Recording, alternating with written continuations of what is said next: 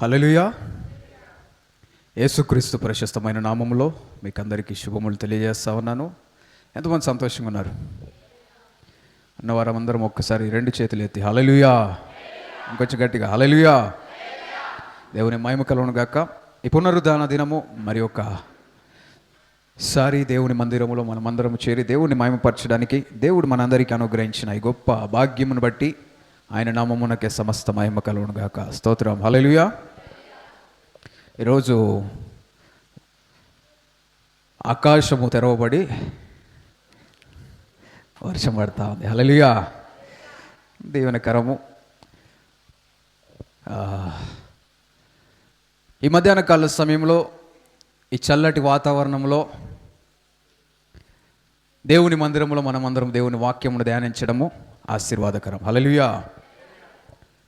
ఈ మధ్యాహ్న కాల సమయంలో ఒక ప్రత్యేకమైన అంశముతో మీతో మాట్లాడాలని నేను ఇష్టపడతా ఉన్నాను. గత కొన్ని వారాలుగా ఒక అంశమును మనం ధ్యానిస్తున్నాం. ఏంటి చెప్పండి? మెగా చర్చ్ కదా. మెగా చర్చ్ గురించి అనేక అంశములు మనం ధ్యానిస్తూ ఉన్నాం. ఈరోజు ఒక ప్రత్యేకమైన అంశము, ఇది కూడా దేవుని మందిరం అభివృద్ధి గురించి ఎంతగానో ఉపయోగపడే అంశంగా నేను భావిస్తా ఉన్నాను. అదేంటి అంటే దేవుని చిత్తము. ఏంటి? దేవుని చిత్తము. అందరూ చెప్దాం. ఏంటి? దేవుని చిత్తం, విల్ ఆఫ్ గాడ్. చూడండి, రోమీలకు రాసిన పత్రిక 12వ అధ్యాయము 2వ వచనం. రోమీలకు రాసిన పత్రిక 12వ అధ్యాయము 2వ వచనం.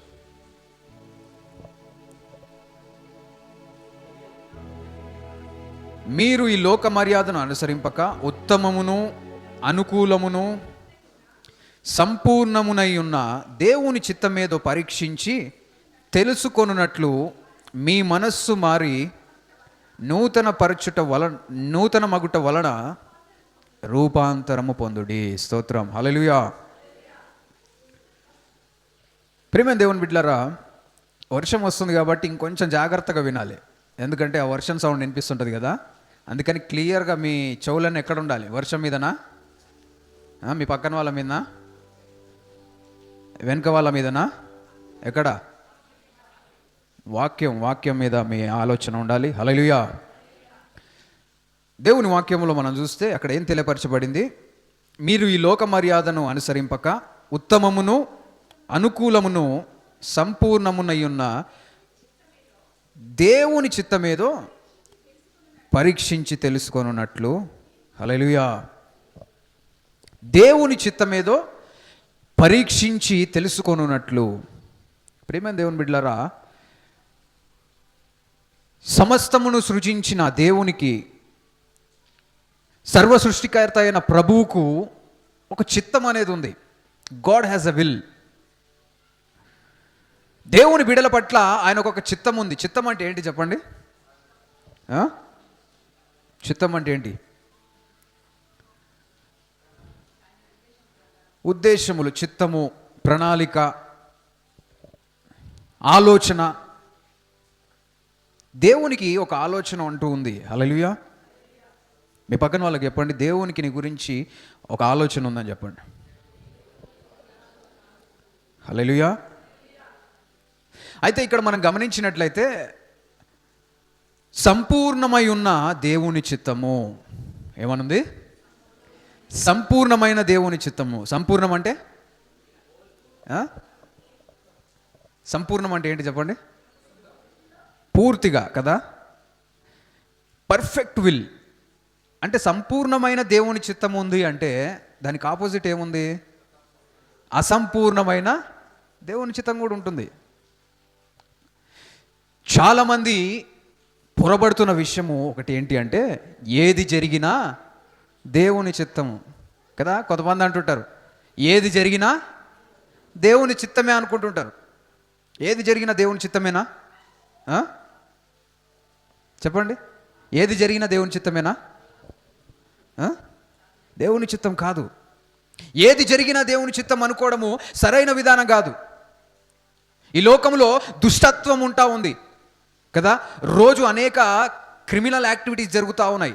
అనేక మంది హత్య చేయబడతా ఉన్నారు. అనేక మందిని ఆ భయంకరమైన పరిస్థితులు వెంటాడుతూ ఉన్నాయి. ఇవన్నీ దేవుని చిత్తమా? ఏది జరిగినా దేవుని చిత్తమే కదా? కాదు. ఈ లోకంలో జరుగుతుందంతా కూడా దేవుని చిత్తం కాదు. అపవాది వలన దేవుని సంపూర్ణమైన చిత్తం జరగకుండా అనేక రకమైన ఇబ్బందులు, కష్టములు, నష్టములు మనము చూస్తూ ఉన్నాం. అపవాది ఈ లోకములో మనుషులను ప్రభావితం చేస్తూ దేవుని చిత్తం జరగకుండా, దేవుని సంపూర్ణ చిత్తం జరగకుండా ఎంతగానో మనుషులను ప్రభావితం చేస్తూ ఉన్నాడు. కాబట్టి అనేక పరిస్థితులను మనం ఎదుర్కొంటా ఉన్నాం. ప్రియమైన దేవుని బిడ్డలారా, దేవుని సంపూర్ణమైన చిత్తము అంటే దేవుడు మనల్ని సృజించినప్పుడు దేవుడు మన పట్ల కొన్ని ప్రణాళికలు కలిగి ఉన్నాడు కదా. దేవుడు మనల్ని రూపించినప్పుడు దేవుడు మన గురించి కొన్ని ఆలోచనలు చేశాడు. పలానా నా బిడ్డను పలానా విషయముల నిమిత్తము నేను పలానా ప్రణాళిక నెరవేర్చబడినట్లుగా నేను నిర్మిస్తున్నాను అని దేవుడు ఒక ఆలోచనతో చేస్తూ ఉన్నాడు. హల్లెలూయా. అయితే అసంపూర్ణమైన దేవుని చిత్తం ఏంటి? అసంపూర్ణమైన దేవుని చిత్తం ఏంటి అంటే చెప్పండి. ఉన్నారా నాతోటి?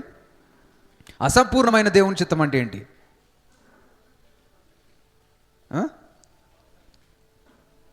అంటే సంపూర్ణంగా దేవుని చిత్తం కాదు, ఇది దేవుని ఉద్దేశం కాదు. అంటే దేవుడు నీ పట్ల ఉద్దేశించిన ఉద్దేశములు అవి కాకపోయి ఉండొచ్చు.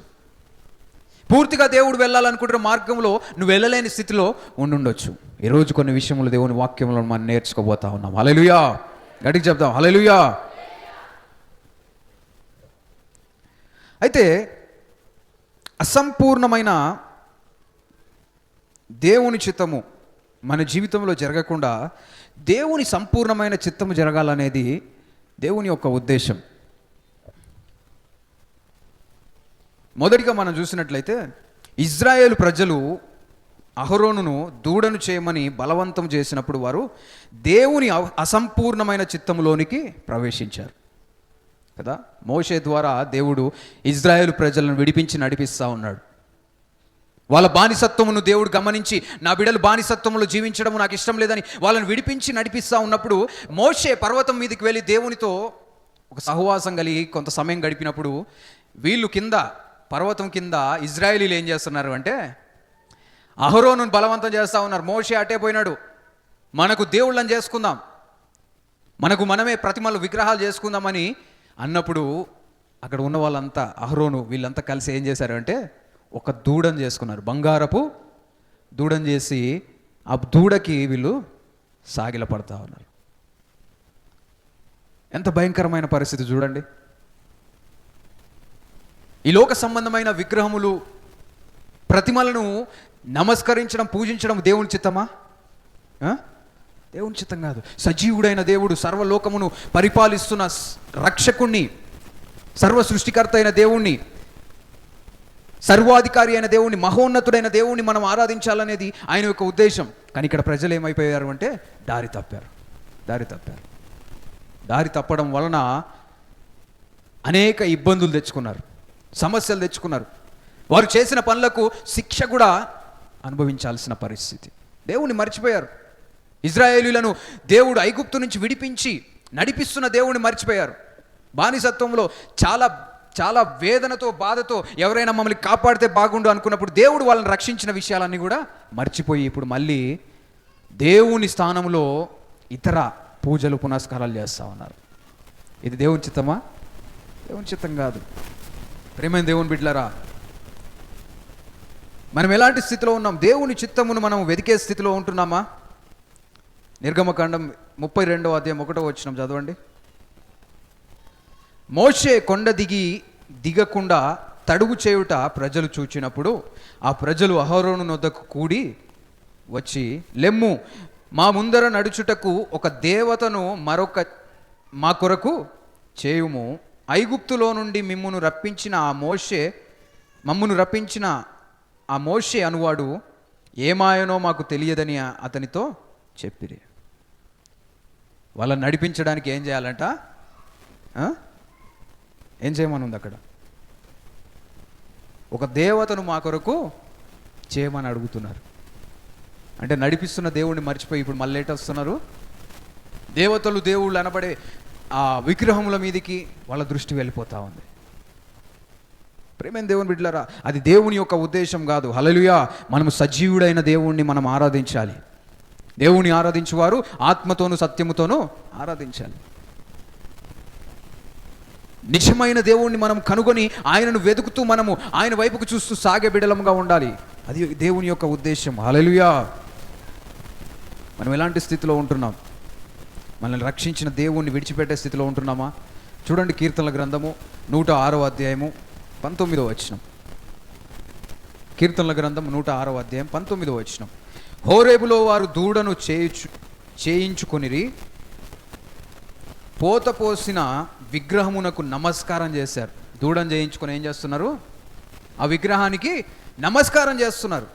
తన మహిమాస్పదమును గడ్డిమేయు ఎద్దు రూపమునకు మార్చిరి. ఎంత భయంకరమైన పరిస్థితి చూడండి. ఐగుప్తులో గొప్ప కార్యములను, హాము దేశములో ఆశ్చర్య కార్యములను, ఎర్ర సముద్రమునొద్ద భయము పుట్టించు క్రియలను చేసిన తమ రక్షకుడైన దేవుణ్ణి మర్చిపోయారు. దేవుణ్ణి మర్చిపోయారు. ఎంత భయంకరమైన పరిస్థితి చూడండి. ఎర్ర సముద్రమునొద్ద భయము పుట్టించే ఆశ్చర్యకరం. దేవుడు ఏం చేశాడు ఎర్ర సముద్రం దగ్గర చెప్పండి? ఒక సముద్రమును 2 పాయలుగా చీల్చాడు. అది కళ్ళెదుటుగా వాళ్ళు కల్లారా చూసి కూడా మళ్ళీ దేవుని విడిచిపెట్టే పరిస్థితి. కొందరు వారి జీవితంలో ఎన్ని అద్భుతములు జరుగుతున్నా, ఆశ్చర్యకార్యములు జరుగుతున్నా, మరణకరమైన పరిస్థితులు తప్పించబడుతున్నా, గొప్ప కార్యములు దేవుడు చేస్తున్నా, మళ్ళీ ఏమైపోతున్నారు అంటే దేవునికి దూరం అయిపోతా ఉన్నారు. ఇక్కడ కూడా వీళ్ళు ఐగుప్తు నుంచి దేవుడు విడిపించిన పరిస్థితి నుంచి వాళ్ళు మర్చిపోయి మళ్ళీ విగ్రహారాధనకు వెళ్ళిపోతా ఉన్నారు. తర్వాత చదవండి. అప్పుడు ఆయన, నేను వారిని నశింపజేసేదను. దేవుడు అంటా ఉన్నాడు, నేను వారిని నశింపజేస్తాను. దేవునికి కోపం వచ్చింది. ఏం కాదు, దేవుడు ఏమనుకోడు. కొంతమంది ఏది చేసుకొని కూడా సమర్థించుకుంటూ ఉంటారు. మా దేవుడు ప్రేమ కలిగిన వాడు కాబట్టి ఏమన్నాడు. దేవుడు ఏమనడా? దేవునికి కోపం రాదా? దేవుని బిడలు దారి తప్పిపోయి దేవునికి అయిష్టమైన కార్యాలు చేస్తుంటే దేవునికి కోపం వస్తుంది, రావాలి. హల్లెలూయా. మనం ఎలాంటి స్థితిలో ఉన్నాం? దేవుణ్ణి మర్చిపోయే స్థితిలో ఉన్నామా? దేవుని చిత్తం ఏంటి అంటే దేవుణ్ణి మనం వెంబడించాలి, దేవుణ్ణి మనం ఆరాధించాలి, దేవుని వైపుకు చూస్తూ మన జీవితాంతం కొనసాగాలి. మన కొరకు ప్రాణం పెట్టిన యేసయ్య వైపు మనం చూసే స్థితిలో ఉంటున్నామా? అదేవిధముగా నాదాబు మరియు అబీహు అనే 2 వ్యక్తులు దేవుని అడగని అర్పణ అర్పించి దేవుని సంపూర్ణ సంకల్పం, దేవుని చిత్తములో నుండి బయటకు వచ్చారు. ఈ యొక్క నాదాబు అదేవిధంగా అబీహు ఎవరు అంటే అహరోను యొక్క కుమారులు. చూడండి దేవుని వాక్యముల నుండి లేవియా కాండము 10వ అధ్యాయం 1వ వచనం.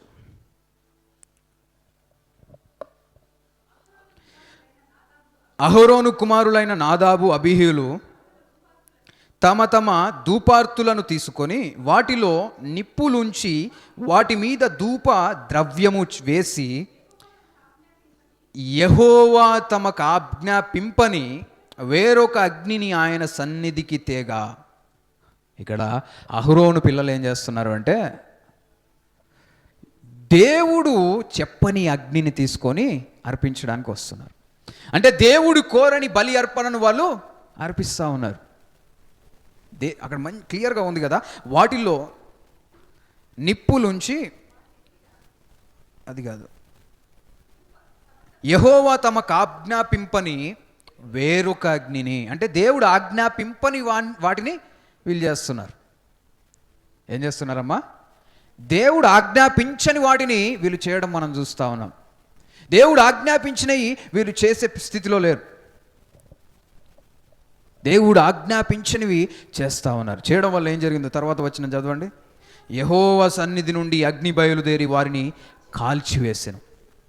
వారు యెహోవా సన్నిధిని మృతి పొందారు, చనిపోయారు.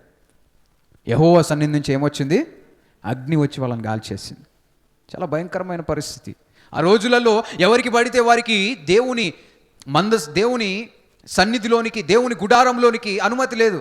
అదేవిధంగా దేవుడు చెప్పిన విధంగా చేయకుంటే కూడా చాలా తీవ్రమైన పరిణామాలు ఎదుర్కొనే పరిస్థితి, మరణించిన పరిస్థితి. ఎంత ఘోరమైన పరిస్థితి చూడండి. ఎందుకు అంటే దేవుడి చిత్తానికి వ్యతిరేకంగా, దేవుడి సంపూర్ణమైన చిత్తాన్ని గ్రహించలేని స్థితిలో ఉంటున్నారు. హల్లెలూయా. మనం ఎలాంటి స్థితిలో ఉంటున్నాం? దేవుని చిత్తమును గ్రహించే స్థితిలో ఉంటున్నామా? మూడో విషయం మనం గమనించినట్లయితే, అబ్రహాము హాగరు ద్వారా కుమారుని కనటము ద్వారా దేవుని సంపూర్ణమైన చిత్తములోనికి ప్రవేశించాడు. అబ్రహాముకు దేవుడు ఒక వాగ్దానం చేశాడు. ఏం చేశాడు చెప్పండి? నీకు ఒక కుమారుణ్ణి నేను ఇస్తాను, నీ సంతానమును ఆశీర్వదిస్తా, లెక్కకు మించిన సంతానమును నీకు ఇస్తాను అని చెప్పినప్పుడు మధ్యలో వీళ్ళ సొంత నిర్ణయాలు కొన్ని తీసుకున్నారు. దేవుడు ఆయనకు కుమారుణ్ణి ఎవరి ద్వారా ఇస్తానన్నాడు అంటే ఆయన భార్య అయిన శారా ద్వారా ఇస్తాన్నాడు. కానీ మధ్యలో అబ్రహాం ఏం చేశాడు అంటే,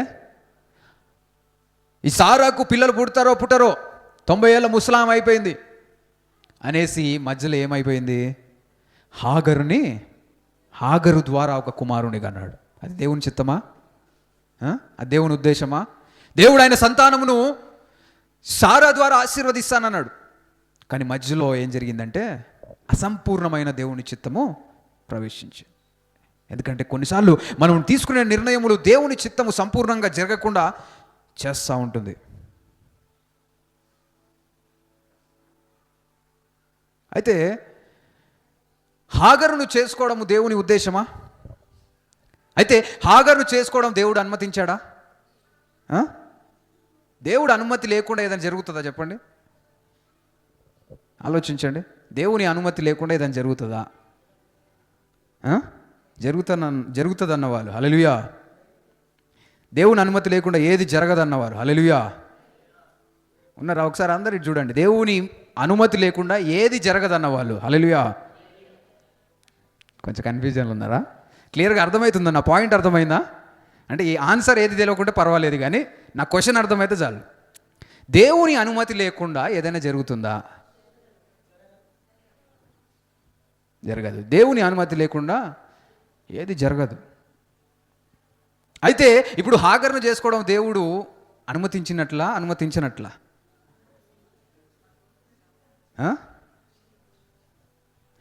హాగర్ని చేసుకోవడం దేవుని చిత్తమా? కాదు. హాగర్ని అబ్రహాము ఆ హాగరు ద్వారా కుమారుణ్ణి కన్నాడు అంటే దేవుడు అనుమతించినట్లా?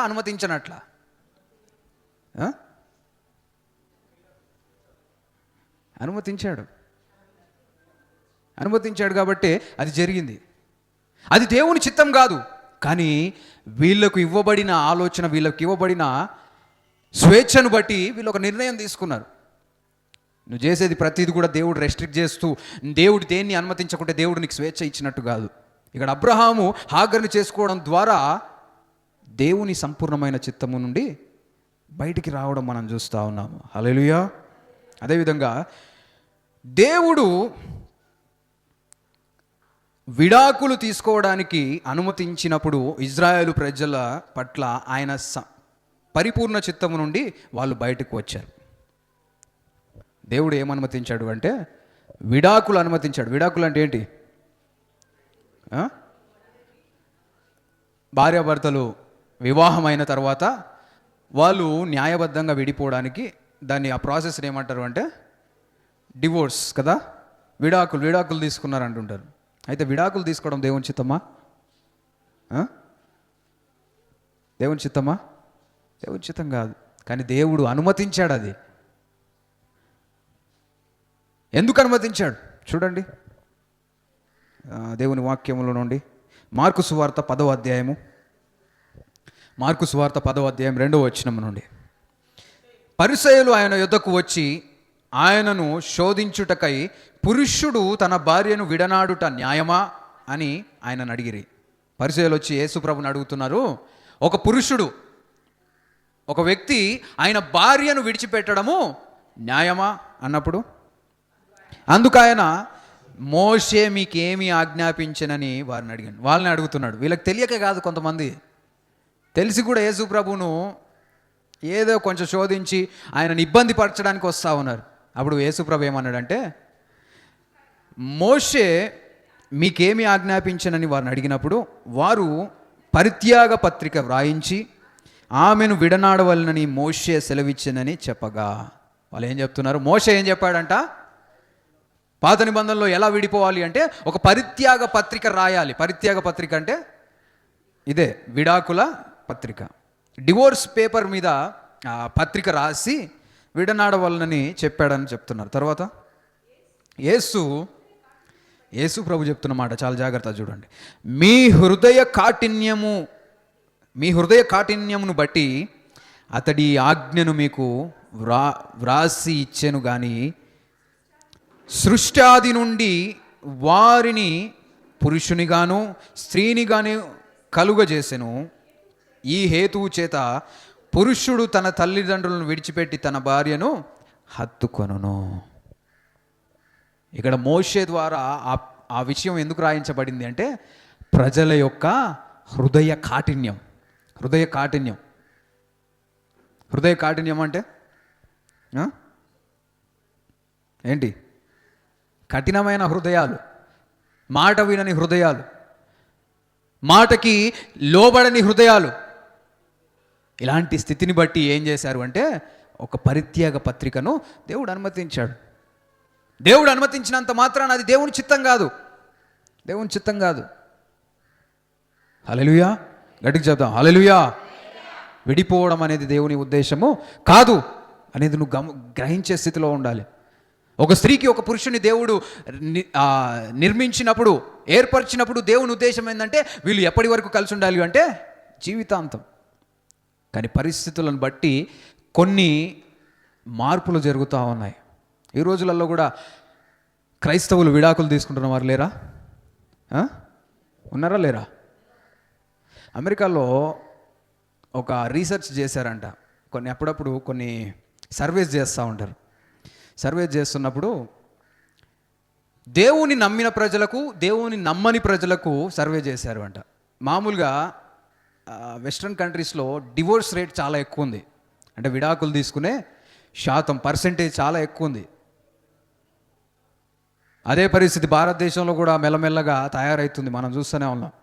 విడాకులు తీసుకోవడానికి కొంతమంది నెల రోజులు కూడా కలిసి ఉండకుండానే విడిపోవాలనే ఆలోచనలు, విడాకుల మీద ఆలోచన, ఇలాంటి పరిస్థితులు మనం చూస్తూ ఉన్నాం. అయితే అమెరికాలో ఆ ప్రదేశంలో కొన్ని సర్వేలు చేసినప్పుడు దేవుని ప్రజలకు, అదేవిధంగా దేవుని నమ్మని వారికి సర్వే చేస్తే దేవుని నమ్మని వారు ఒక ఇంత పర్సెంట్ ఉంటే దేవుని నమ్మిన వాళ్ళ పర్సెంటు, దేవుని నమ్మిన వాళ్ళ విడాకుల పర్సెంట్ కూడా అంతే ఉందంట. చాలామంది అనుకునేది ఏంటంటే దేవుని నమ్మిన తర్వాత విడిపోయే అవకాశం తక్కువ ఉంటుంది.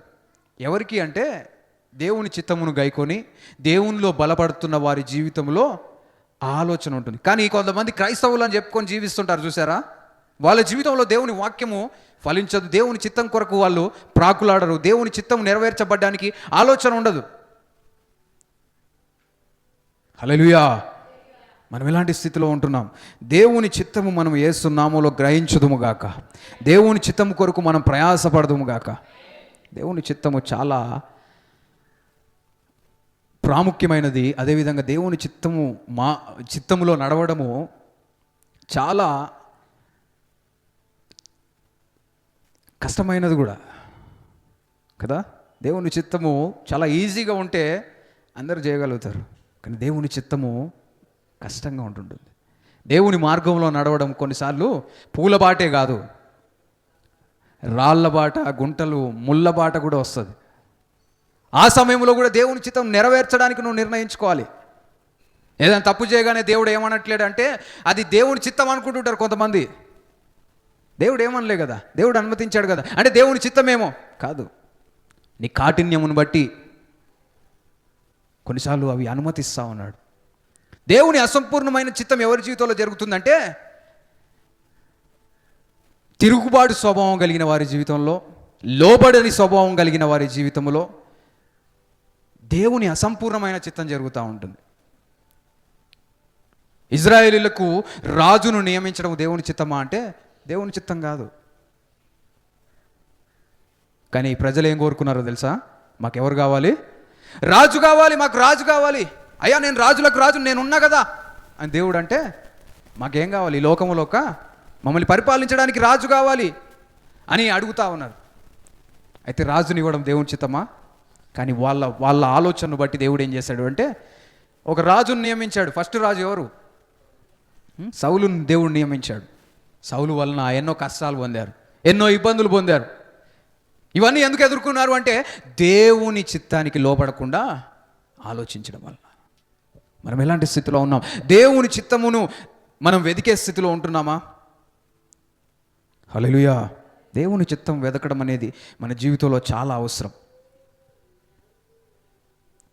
అయితే ప్రజలు దేవుని అసంపూర్ణమైన చిత్తంలోనికి ఎలా ప్రవేశిస్తారనేది కొన్ని విషయములు ఈరోజు తెలుసుకుందాం. వింటున్నారమ్మా? ఏం తెలుసుకోబోతున్నాం? దేవుని ప్రజలు దేవుని అసంపూర్ణమైన చిత్తంలోనికి ఎలా ప్రవేశిస్తారు అనే విషయములు సమయానుకూలంగా రెండు మూడు విషయములు మనం ధ్యానించుకుందాం. హల్లెలూయా. చూడండి, ఎఫెసీయులకు రాసిన పత్రిక 5వ అధ్యాయము 17వ వచనం. ఎఫెసీయులకు రాసిన పత్రిక 5వ అధ్యాయం 17వ వచనం. ఇందు నిమిత్తము మీరు అవివేకులు కాక ప్రభువు యొక్క చిత్తమేమిటో గ్రహించుకొనుడి. ప్రభు యొక్క చిత్తమేదో మీరు గ్రహించుకొనుడి. మీ పక్కన వాళ్ళకి చెప్పండి, దేవుని చిత్తమేదో నువ్వు గ్రహించాలి. చెప్పినరా? ఇంకొక పక్క వాళ్ళకి చెప్పండి, దేవుని చిత్తమేదో గ్రహించాలి. ప్రేమ దేవుని బిడ్డలారా, దేవునికి ఒక చిత్తం ఉంది, దాన్ని గ్రహించాలంట. Understand what the will of the lord is. Understanding the will of God. గ్రహించాలంటే అర్థం చేసుకోవాలి కదా. స్కూలుకు పోయిన వాళ్ళకి అందరికీ చెప్తున్న క్లాసులు అర్థమవుతాయా? ఎంతమందికి స్కూలుకు పోయిన వాళ్ళకి ఏదో ఒక క్లాస్ అర్థం కాలే? ఎంతమందికి మ్యాథ్స్ అర్థం కాలే? ఎంతమందికి ఇంకేమున్నాయి? సైన్స్ అర్థం కాలే? ఎంతమందికి ఇంగ్లీష్ అర్థం కాలే? ఎంతమందికి హిందీ అర్థం కాలే? ఎంతమందికి నేను చెప్తుంది అర్థం కావట్లే? అది చూసిరా? తొందర ఏది ఉట్టిగానే ఎత్తుతురు చేతులు. ఎందుకు ఎత్తిరంటే అర్థం కాకనే. నేను చెప్పింది లాస్ట్ తినక. దేవుని చిత్తాన్ని గ్రహించాలంటే కూడా నువ్వు ఎట్లా పడితే వాళ్ళు ఎత్తుతారు వీళ్ళు ఎత్తుతారు అని చేతులు ఎత్తితే దేవుని చిత్తాన్ని గ్రహించలేవు. ఎందుకో తెలుసా? దేవుని చిత్తం అనేది అందరికీ ఒకటే చిత్తం కాదు కదా. కొన్ని విషయములు దేవుని చిత్తములు దేవుని వాక్యంలో చూడొచ్చు. దేవుని స్తుతించడము దేవుని చిత్తం కదా. దేవుని ప్రార్థించడము దేవుని చిత్తం. దేవునికి కృతజ్ఞతలు చెల్లించడము దేవుని చిత్తం. ఇలా కొన్ని చిత్తాలు ఉన్నాయి. అయితే నీ జీవితం పట్ల స్పెషల్గా కొన్ని ఆలోచనలు దేవుడు కలిగి ఉన్నాడు. అది నీ పొరుగు వారికి సంబంధం లేదు. దేవుని చిత్తం మనం గ్రహించాలి. హల్లెలూయా. దేవుని చిత్తం ఏదో మీరు చిత్తం ఏమిటో గ్రహించుకొనుడి. గ్రహించాలి. హల్లెలూయా. అర్థం చేసుకోవాలి. మీ పక్కన వాళ్ళకి చెప్పండి, నువ్వు దేవుని చిత్తం అర్థం చేసుకోవాలని చెప్పండి. నువ్వు చేస్తుందల్లా దేవుని చిత్తం అనుకొని జీవిస్తున్నావేమో. సంపూర్ణమైన దేవుని చిత్తం నువ్వు గ్రహించుదువుగాక. హల్లెలూయా. దేవుని చిత్తాన్ని మనం గ్రహించే స్థితిలో ఉండాలి. చూడండి, అయితే ప్రజలు దేవుని అసంపూర్ణమైన చిత్తంలోనికి వెళ్ళడానికి గల కారణము ఎందుకు వెళ్తున్నారు అంటే, మొదటిది దేవుని స్వరాన్ని ఖచ్చితంగా వినలేకపోవడం ద్వారా ప్రజలు దేవుని అసంపూర్ణ చిత్తంలోనికి ప్రవేశిస్తున్నారు. దేవుని అసంపూర్ణమైన చిత్తంలోనికి అంటే సంపూర్ణమైన చిత్తము కాని స్థితిలోనికి ఎందుకు వెళ్తున్నారంటే దేవుని స్వరము వినలేక. దేవుని స్వరము వినలేని స్థితిలో ఉండడం ద్వారా దేవుని చిత్తం మీద తెలుసుకోలేకపోతున్నారు. తద్వారా అసంపూర్ణమైన చిత్తంలో ప్రవేశించి దేవుని చిత్తం కానివి జరిగిస్తూ ఉన్నారు. దేవుని స్వరం వినే స్థితిలో ఉండాలి. చూడండి, సమూయేలు మొదటి గ్రంథము 3వ అధ్యాయం 7వ వచనం. సమూయేలు మొదటి గ్రంథం 3వ అధ్యాయం 7వ వచనం. సమూయేలు అప్పటికి యెహోవాను ఎరుగకుండెను, యెహోవా వాక్కు అతనికి ఇంకా ప్రత్యక్షము కాలేదు. సమూయేలు అప్పటికి యెహోవాను ఎరుగకుండెను అంటే కొందరి జీవితంలో దేవుని ఎరుగని స్థితిలో ఉన్నప్పుడు వాళ్ళు ఏ చిత్తంలో జీవిస్తున్నారు? అసంపూర్ణమైన చిత్తం. దేవుని చిత్తం కాదు అది, దేవుడు అనుమతించాడు. దేవుని స్వరం వినలేని వారు అందరూ కూడా ఏ చిత్తంలో, దేవుని చిత్తంలో జీవించరు. దేవుని అసంపూర్ణమైన చిత్తంలో జీవిస్తూ దేవుని చిత్తమే జరుగుతుందని ఆలోచన కలిగి ఉంటుంటారు. మనం ఎలాంటి స్థితిలో ఉంటున్నాం? హల్లెలూయా. మనల్ని మనం పరీక్షించుకోవాలి. యెహోవా వాక్కు అతనికి ఇంకా ప్రత్యక్షము కాలేదు. అంటే ఈ లోకంలో జీవిస్తున్న వారు, దేవుని విశ్వసించని వారి జీవితంలో దేవుని చిత్తం నెరవేర్చబడుతుందా? నెరవేర్చబడట్లేదు. అదేవిధంగా దేవుని బిడ్డలు కూడా దేవుని స్వరము వినలేని స్థితిలో ఉంటే వారి జీవితంలో కూడా దేవుని చిత్తము నెరవేర్చబడదు. దేవుని స్వరం వినే స్థితిలో ఉండాలి. You must hear the word of God for the will of God to be established in your life. దేవుని చిత్తం నీ జీవితంలో జరగాలి అంటే దేవుని స్వరం నువ్వు వినాలి. దేవుని స్వరం వినాలి. ఈ రోజులలో పిల్లలు తల్లిదండ్రుల స్వరాలు వింటున్నారా? వింటున్నారమ్మా? తల్లిదండ్రులు చెప్పండి, పిల్లలు మీ స్వరాలు వింటున్నారా? మాటలు వింటున్నారా?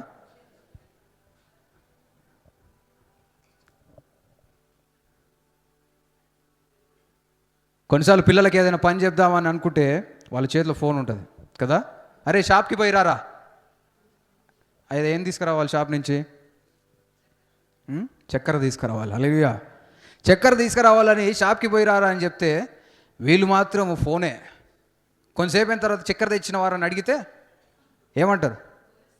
పోయి వచ్చేది కాదు, అసలు చెప్పినట్టు కూడా తెలియదు వాళ్ళకి. ఎప్పుడు చెప్పినావు అంటారు. నువ్వు చెప్పలే, నువ్వు చెప్పిరనుకున్నావు. నువ్వు చెప్తే నాకు వినపడదా?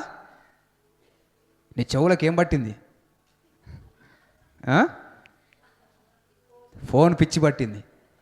ఈ ఫోన్ పిచ్చి ఏం చేసిందంటే తల్లిదండ్రుల మాట వినకుండా ఆపేసి నీకంతా ఈ ఫోన్లో జరుగుతున్నాయి అని నవ్వుకుంటారు. కొంతమంది ఇంతకుముందు ఉట్టుగా నవ్వుకుంటే పిచ్చోళ్ళు అనేటోళ్ళు కాదు, ఇప్పుడు ఇయర్ ఫోన్స్ పెట్టుకుంటారు. వీళ్ళ లోకం వీళ్ళదే. ఒక ఆయన ఇట్లనే ఇయర్ ఫోన్స్ పెట్టుకొని రైల్వే స్టేషన్లో పోతా ఉన్నాడు. యాక్సిడెంట్ అయ్యిందో కాలేదు అనుకుంటా, కొంతలో మిస్ అయ్యింది. ఆయన ఇయర్ ఫోన్స్ పెట్టుకున్న ట్రైన్ వచ్చే సౌండ్ కూడా వినిపిస్తలేదు ఆయనకి. ఈ మధ్య మంచి వచ్చినాయి చూడు ఇయర్ ఫోన్స్. అసలు పక్కనంతా నాయిస్ క్యాన్సిలేషన్ అయిపోతుంది, నువ్వు వేరే లోకంలో ఉంటావు. ఆయన ట్రైన్ పట్టాల మీద నడుస్తున్న ట్రైన్ వస్తుంది, కొంచెంలో ప్రాణం పోయేది. అందుకే యూజ్ చేస్తే కొంచెం బయట కూడా వినిపించే యూజ్ చేయండి. ఇక ఈ జనరేషన్లో మనం ఉంటున్నాం కాబట్టి ఫోను, బ్లూటూత్ ఇయర్ ఫోన్స్, ఇంకేముంటాయి చెప్పండి అందరి దగ్గర? పవర్ బ్యాంకు, ఛార్జింగ్ అయిపోతుంది కదా, కరెంట్ ఉండదు అనుకో, పవర్ బ్యాంక్ కావాలి మళ్ళా. ఇంకా ఈ కొంచెం ఇంపార్టెంట్, ఫోన్ మెయిన్, తర్వాత ear phones, power bank, cable కూడా కావాలి మళ్ళీ. పవర్ బ్యాంక్ నుంచి ఛార్జింగ్ ఎక్కించుకోవాలంటే కేబుల్ లేకుంటే పవర్ బ్యాంక్ ఉండి వేస్ట్. ఈ ప్రాముఖ్యం ఎక్కడికైనా వెళ్ళాలని. చర్చికి వచ్చే వాళ్ళు కూడా బైబిల్ కాదు, ఏం ప్రాముఖ్యం? ఎంతమంది బైబిల్ తీసుకొచ్చారు? ఎంతమంది ఫోన్లు తెచ్చారు? ఎంతమంది 2 తెచ్చారు? రెండిటికి చాలా తక్కువ ఉన్నాయంటే ఏదో ఉంది, గడిబిడి ఉంది. చేతులు రెండింటికి 2 ఎక్కువ ఎత్తారు. 2 కలిపి ఎవరు వచ్చారంటే మళ్ళీ చేతులు తగ్గినాయి. దేవుని బిడ్డలముగా మనం ఎలా జీవిస్తూ ఉన్నాం? దేవుని చిత్తం తెలుసుకోవాలంటే దేవుని స్వరం వినే స్థితిలో ఉండాలి. దేవుని స్వరం వినాలి కదా. స్వరముల గురించి ఒక అంశమే మనం ధ్యానించాం. ఎంతమంది విన్నారు స్వరముల గురించి మనం ధ్యానించినప్పుడు? ఉన్నారా? అనేక రకాలైన స్వరాలు మనం విన్నాం కదా. ఏమైనా గుర్తున్నాయా? 1-2 స్వరాలు. దేవుని స్వరం, ఇంకా అపవాది స్వరం, ఇంకా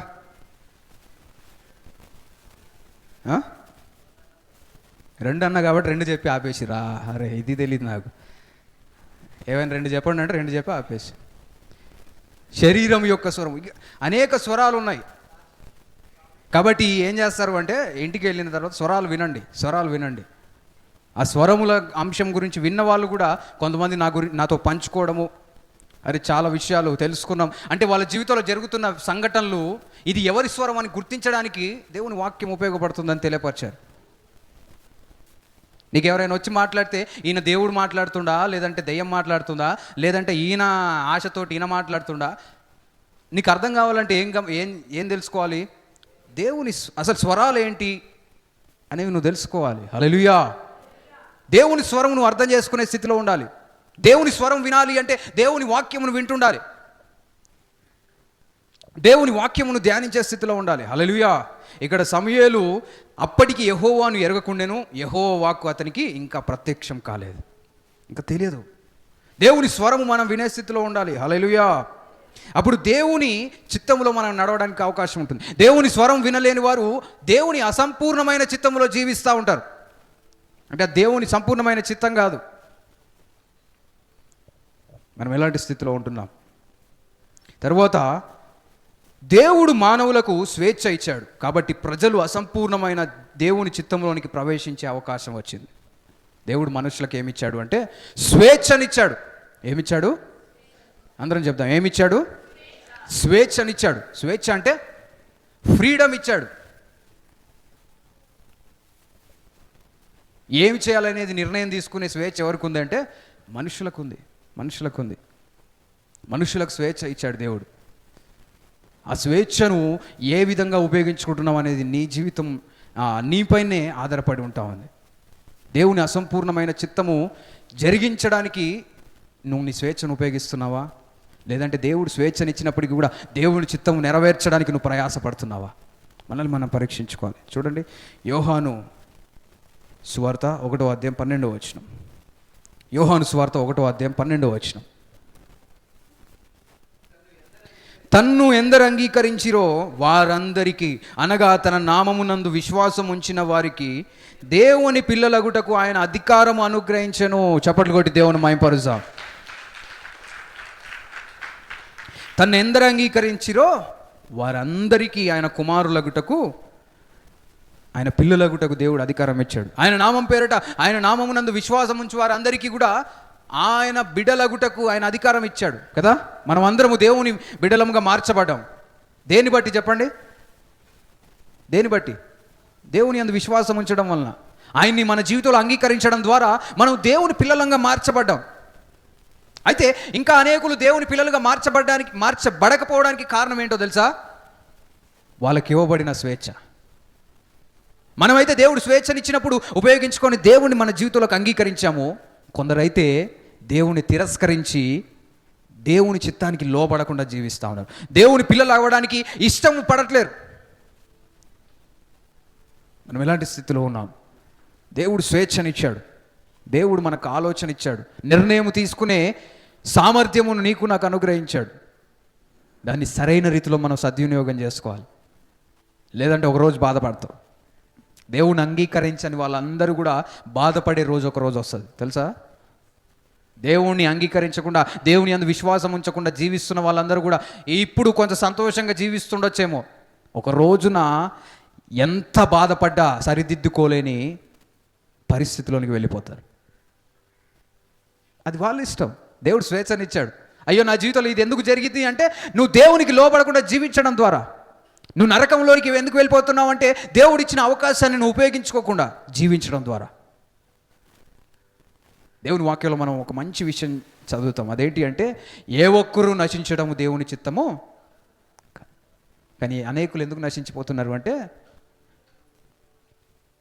వాళ్ళకి ఇవ్వబడిన స్వేచ్ఛను సరైన రీతిలో ఉపయోగించుకోలేకపోతా ఉన్నారు కదా. అందుకే మనం చూస్తాం, మీరు సర్వలోకమునకు వెళ్ళి సర్వసృష్టికి సువార్తను ప్రకటించుడి. తర్వాత మార్కు 16:16లో నమ్మి బాప్తిజం పొందువారు రక్షింపబడతారు, నమ్మని వానికి ఏం పడుతుంది? శిక్ష పడుతుంది. శిక్ష చేయడం దేవుని తప్ప కాదు, నమ్మకపోవడం నువ్వు చేసిన నిర్ణయం, నీ తప్పది. నువ్వు తీసుకున్న నిర్ణయం. నువ్వు మంచి చేస్తావా చెడు చేస్తావా అది నీ చేతుల్లో ఉంది. కానీ దాని వలన వచ్చే పరిణామాలు నువ్వు ఎదుర్కోవాలి. ఏది జరిగినా దేవుని చిత్తమే, ఏది జరిగినా దేవుని చిత్తం కాదు. ఈ లోకంలో భయంకరమైన దుష్ట కార్యములు జరుగుతూ ఉన్నాయి. అవన్నీ కూడా దేవుడి వలన అవి జరగట్లేవు. వారి చిత్తాన్ని, దేవుడిచ్చిన స్వేచ్ఛను వాళ్ళు తప్పుడుగా వినియోగపరుస్తూ, అంటే తప్పుడు కార్యాలకు చేస్తూ వాళ్ళు జరిగించడం మనం చూస్తూ ఉన్నాం. మనం ఎలాంటి స్థితిలో ఉన్నాం?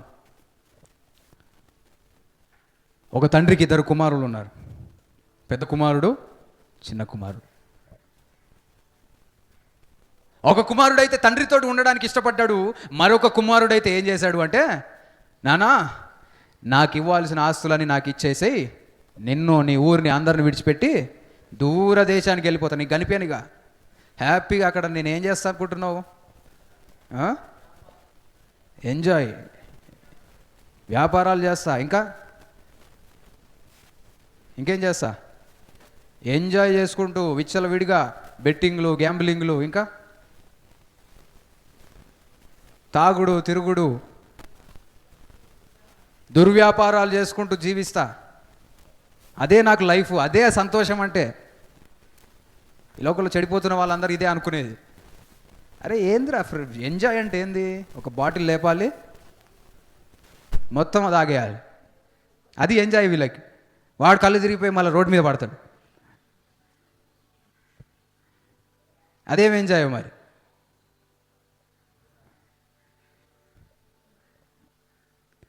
అంటే వాళ్ళు సొంత నిర్ణయాలు తీసుకుంటూ దేవుని చిత్తము జరగకుండా జీవిస్తూ అనేక పరిస్థితులు, అనేక ఇబ్బందులు తీసుకొచ్చుకోవడము మనం చూస్తూ ఉంటాం. తరువాత ఈ తప్పిపోయిన కుమారుడు దూర దేశానికి వెళ్ళి ఏమైనా బాగుపడ్డా? చివరికి చాలా కష్టమైన పరిస్థితుల్లోనికి వచ్చాడు. ఆకలికి పంది పొట్టు కూడా తినాలనే ఆశపడిన స్థితిలోనికి. తినడానికి ఏమి లేదు, తాగడానికి ఏమీ లేదు, ఉద్యోగం లేదు, వ్యాపారం లేదు. ఫ్రెండ్స్ అనుకుంటే ఫ్రెండ్స్ అందరూ డబ్బులు ఉన్న రోజులు ఉన్నారు. డబ్బులు అయిపోగానే ఎవరి దారి వాళ్ళది. అరే నీతో పని ఏంద్రా, నీ కాడ ఏమి లేవు అనే స్థితిలోనికి వచ్చేసారు. అందరు విడిచిపెట్టారు. అప్పుడు ఎవరు గుర్తొచ్చారో తెలుసా? తండ్రి గుర్తొచ్చాడు. తండ్రికి ఉన్న పరిస్థితి, తండ్రి దగ్గర ఇతనికి ఉన్న స్థితిని ఆయన జ్ఞాపకం చేసుకున్నాడు. నా తండ్రి గృహంలో పని వాళ్ళకు కూడా సమృద్ధిగా అన్నం ఉంది, ఆహారం ఉంది.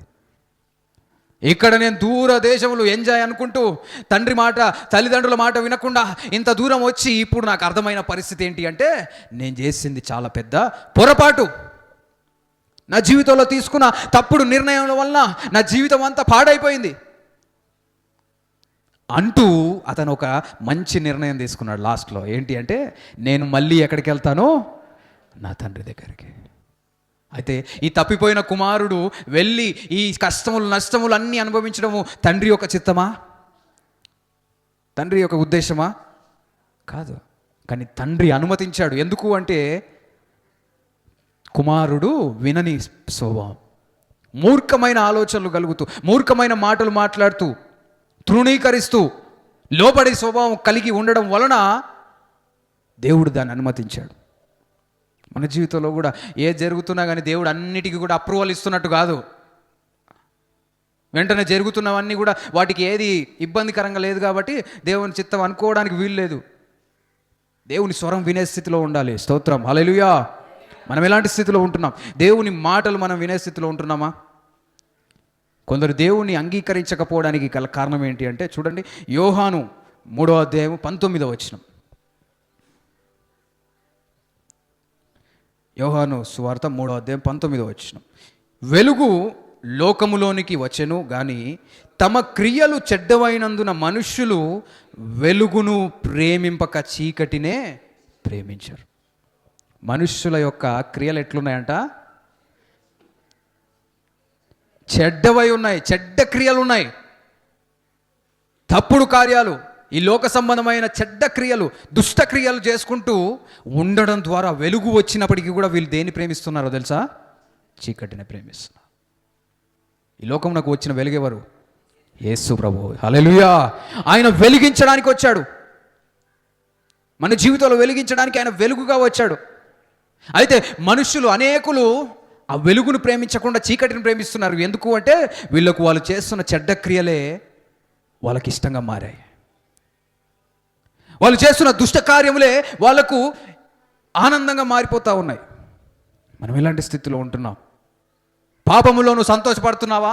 పాపం చేస్తూ సంతోషంగా జీవిస్తున్నావా? పాపమును, చీకటిని ప్రేమించే స్థితిలో ఉంటున్నావా? మనల్ని మనం పరీక్షించుకోవాలి. మనం వెలుగు సంబంధమైన బిడ్డలంగా దేవుడు మనల్ని మార్చాడు. హల్లెలూయా. గట్టిగా చెప్తాం, హల్లెలూయా. దేవుని వాక్యంలో మనం చూస్తాం, మీరు ఈ లోకమునకు వెలుగై ఉన్నారు, మీరు ఈ లోకమునకు చీకటై ఉన్నారు అన్నారా? దేవుని బిడ్డలమైన మనం వెలిగించబడ్డాం. మన జీవితంలో వెలిగించబడ్డాయి. యేసు ప్రభువుని నమ్మిన తర్వాత మన జీవితము, మన ఆత్మ జన్మించబడింది. మృతమై ఉన్న మన ఆత్మ జన్మించింది. Born again. మీరు నీటి మూలంగాను ఆత్మ మూలంగాను జన్మించాలి.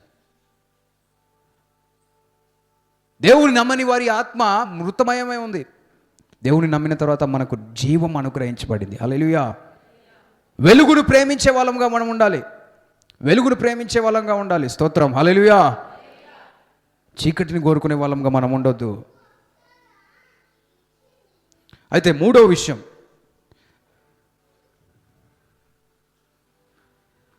దేవుని ప్రజలు దేవుని అసంపూర్ణమైన చిత్తంలోనికి ప్రవేశించడానికి కారణం ఏంటి అంటే దీర్ఘశాంతము లేని పరిస్థితి. ఏంటి? పేషెన్స్ లేని పరిస్థితి. ఇంపేషెన్స్. పేషెన్స్ అంటే తెలుగులో ఏమంటారు? ఓపిక లేని పరిస్థితి.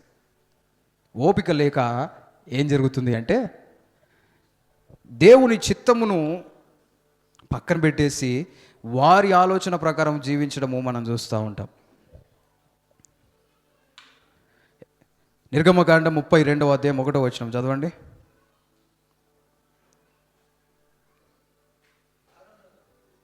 ఆ, 32:1. మోషే కొండ దిగకుండా తడువు చేయుట. తడువు అంటే ఏంటి చెప్పండి? ఆలస్యము. ఇంగ్లీష్లో అయితే when the people saw how long it was taking Moses to come back. తడువు చేయడం అంటే ఏంటి చెప్పండి? ఆలస్యమైనందున.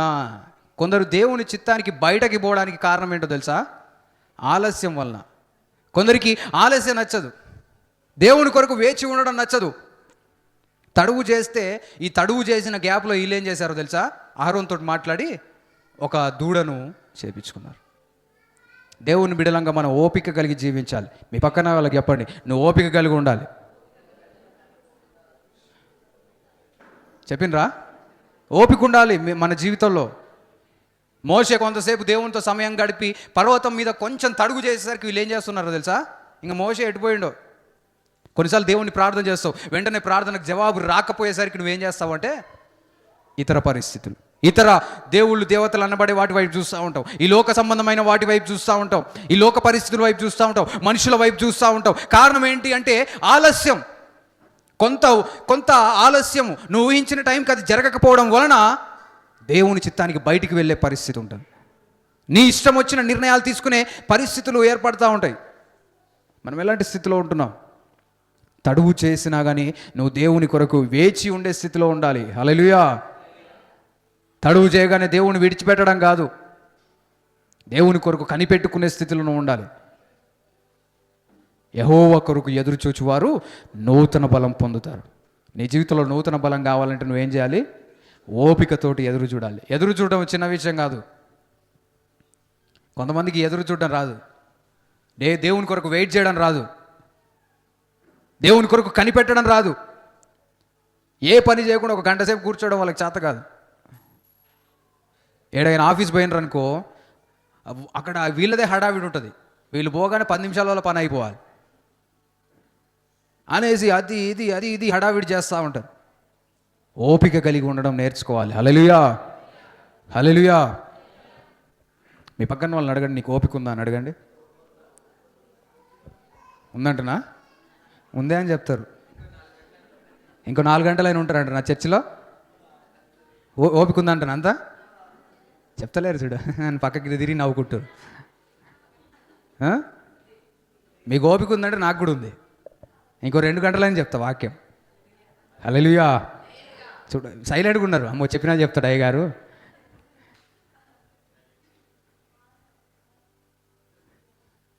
ఓపిక కలిగి ఉండాలి. ఓపిక ఉండాలి. కొన్ని నీ జీవితంలో నెరవేర్చబడాలి అంటే ఓపికతోటి కనిపెట్టాలి. అక్కడ పక్షిరాజు వలె మీరు రెక్కలు చాచి పైకి ఎగురుతారు అన్నాడు కదా. పక్షిరాజు అంటే ఈగల్, గద్ద. తెలుగులో అయితే మన భాషలో ఏంటిదంటే గద్ద. దాని పక్షులకే రాజు అంటూ ఉంటారు. ఎందుకంటే దాని సైజు, దాని స్టామినా, దాని పవరు, దాని ఐసైట్, ఇవన్నీ కూడా దానికి కొన్ని స్పెషల్ ఫీచర్స్ ఉన్నాయి. పక్షిరాజు ఎక్కడ ఎగురుతుందంటే ఆకాశం పైన ఎగురుతూ ఉంటుంది. కింద కాకుల్లాగా చిన్న చిన్న పాలపిట్ట ఈ వీటిలాగా చిన్న కింద కింద ఎగరదు. అది ఎక్కడ ఎగురుతుంది? పైన శిఖరముల పైన ఎగురుతుంది, పర్వతముల పైన. రీసెంట్గా మేము తమిళనాడు వెళ్ళాం కదా, సెయింట్ థామస్ మౌంట్. మొన్న వీడియో పెట్టాను, ఎంతమంది చూశారు? హల్లెలూయా, చాలామంది చూశారు. ఇంకా కొన్ని చేతులు ఎత్తలేదు. చూడండి, వాళ్ళు చూడండి. లిటిల్ మౌంట్ ప్లేస్కి వెళ్ళాం. లిటిల్ మౌంట్ అంటే ఏంటంటే చిన్న మౌంట్, అంటే కొండ, చిన్న కొండ అది. సెయింట్ థామస్ మౌంట్ అని వచ్చే వారం, ఈ వారంలో ఇంకొక వీడియో పెడతా. అదేంటంటే అది చాలా పెద్ద పర్వతం, పెద్ద పర్వతం, పెద్ద పర్వతం. అయితే ఆ పర్వతం మీదకి వెళ్ళినప్పుడు మేము చూస్తే ఆకాశంలో ఏమున్నాయంటే గద్దలు ఉన్నాయి. మేమున్నదే పెద్ద కొండ మీద, అవి మాకంటే పైన ఉన్నాయి. మేమున్న సెయింట్ థామస్ మౌంట్ దగ్గర నుంచి చూస్తే చెన్నై అంతా కనిపిస్తుంది. మెట్రోలు, అక్కడ సముద్రము, బిల్డింగ్స్ అన్నీ కనిపిస్తున్నాయి. ఈ గద్దలు ఏడున్నాయంటే మాకంటే పైన ఉన్నాయి, అంటే అంత పైన ఎగురుతాయి. అయితే గద్దల జీవితంలో ఒక స్టేజ్ వస్తుంది, ఒక పరిస్థితి వస్తుంది. ఏంటి అంటే దాని ఈకలన్నీ కూడా ఊడిపోయే సమయం వస్తుంది. కొంత ఏజ్ వచ్చిన తర్వాత ఏం జరుగుతుందంటే అది ఒక గుహలోకి వెళ్ళి ఉన్నప్పుడు దాని ఈకలన్నీ, దాని ఇంతకుముందు ఈకలన్నీ ఊడిపోతాయి. దాని ముక్కు కూడా ఇరిగిపోతుంది, ఇరగొట్టుకుంటుంది. అదే తెలుసా? చాలామందికి ఇద్దేలో గద్ద, అరే భలే ఉందిరా, దీని ముక్కు భలే ఉంది అని అనుకుంటుంటావు. కానీ అది ఎదుర్కొనే పరిస్థితులు చాలామందికి తెలీదు. దానికి పుట్టగానే వచ్చిన రెక్కలతోటే జీవితాంతం జీవించదు అది. మధ్యలో ఒక స్టేజ్లో దాని ఈకలన్నీ ఊడిపోతాయి. ఈకలన్నీ తీసిన కోడిని చూసిరా ఎప్పుడైనా? చికెన్ కొట్టేయడానికి పోయినప్పుడు చూసిరా? అన్ని ఈకలన్నీ తీసేసి ఎట్లుంటుంది? అట్లా అవుతుంది గద్ద. ఎగరడానికి ఒక ఈక ఉండదు. తర్వాత దాని ముక్కు కూడా చాలా పదునుగా ఉంటుంది. ఆ ముక్కు కూడా ఊడిపోయే పరిస్థితి. కానీ ఏం జరుగుతుందో తెలుసా? కొంతకాలము కనిపెట్టుకొని ఉన్న తర్వాత నూతనమైన రెక్కలు మొదలవుతాయి. నూతనమైన ఎగిరే పరిస్థితి దాని జీవితంలోకి అనుమతించబడుతుంది. చప్పట్లు కొట్టి దేవుని మహిమపరుస్తాం. హల్లెలూయా. నూతనమైన రెక్కలు వస్తూ ఉంటాయి, నూతనమైన రెక్కలు. ఈ రెక్కలు నూతనమైన ఈకలు వస్తున్న కొలది దానిలో బలము మళ్ళీ పునరుద్ధరించబడుతుంది. స్తోత్రం, హల్లెలూయా. యెహోవా కొరకు ఎదురు చూచువారు నూతన బలం, అంటే నూతనంగా, ఇంతకు ముందున్న బలం కాదు ఇది నూతనమైన బలము. పక్షిరాజు ఎలాగైతే కనిపెట్టుకొని కొంత ఎదురు చూసే పరిస్థితిలో ఉంటుందో ఆ పరిస్థితి తర్వాత నూతనమైన బలం పొందుతుంది. స్తోత్రం, హల్లెలూయా. ఆ నూతనమైన బలం పొందిన తర్వాత మళ్ళీ 2 రెక్కలు చాచి ఆకాశపు శిఖరముల నుండి, పర్వతముల మీద నుండి అది ఒక్కసారిగా ఎగరడం ప్రారంభిస్తుంది. స్తోత్రం, హల్లెలూయా. మనం ఎలాంటి స్థితిలో ఉన్నాం? మనం దేవుని కొరకు ఓపికతో ఎదురు చూసే స్థితిలో ఉండాలి. ఓపిక లేకుంటే కష్టాలు వస్తాయి, ఓపిక లేకుంటే ఇబ్బందుల పాలైపోతావు. ఓపిక ఉండాలని చెప్పండి మీ పక్కన వాళ్ళకి. యేసు నామములో ఓపిక వచ్చునుగాక. మీ పక్కన వాళ్ళకి చెప్పండి, యేసు నామములో నీకు ఓపిక వచ్చునుగాక. 3 గంటలు యేసు నామములో నువ్వు కదలకుండా కూర్చుందువుగాక.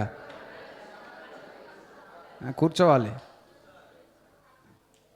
కొంతమంది 5 నిమిషాలకు ఒకసారి బయటికి వెళ్ళాలి, 5 నిమిషాలకు ఒకసారి లోపల రావాలి. చూడండి, కొంతమంది ఆల్రెడీ బయట తిరుగుతారు.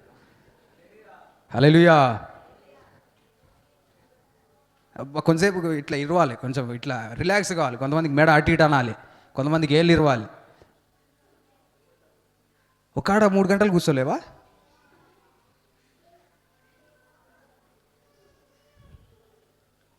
మనం ఎలాంటి స్థితిలో ఉంటున్నాం? ఓపిక ఉండాలి. ఇవన్నీ కూడా నీ ఓపికను తెలియపరుస్తూ ఉంటాయి.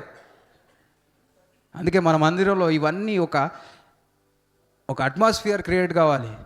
వాక్యం చెప్తున్నావు, బయటికి అటు ఇటు తిరుగుతున్నావు అంటే నీకేం లేనట్టు, ఓపిక లేనట్టు. నువ్వు చేస్తుంది కరెక్టా, కానీ నేను అనుమతిస్తున్నా అంటే నాకు అది ఇష్టమై కాదు.